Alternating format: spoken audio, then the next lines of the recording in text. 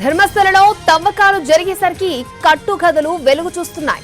ఎంతో మంది మృతదేహాలను తాను ఖననం చేశానన్న ముసుగు వ్యక్తి మాట మార్చడంతో అతన్ని అరెస్ట్ చేశారు. తాజాగా మరొక మహిళ సంచలన విషయాన్ని వెల్లడించింది. ధర్మస్థల వెళ్లిన తన కుమార్తె అదృశ్యమైందని, గతంలో తాను చెప్పిందంతా కట్టుకథేనని తేల్చి చెప్పింది సుజాత భట్. ధర్మస్థలలో మృతదేహాల వివాదం తెరపైకొచ్చాక తన కుమార్తె మిస్సింగ్ కేసును కూడా దర్యాప్తు చేయాలని ఇటీవల పోలీసులకు ఫిర్యాదు చేసింది సుజాత భట్. 2003లో స్నేహితులతో కలిసి ధర్మస్థలకు వెళ్లిన తన కుమార్తె అనన్య భట్ కనిపించకుండా పోయిందని కంప్లైంట్ చేసింది.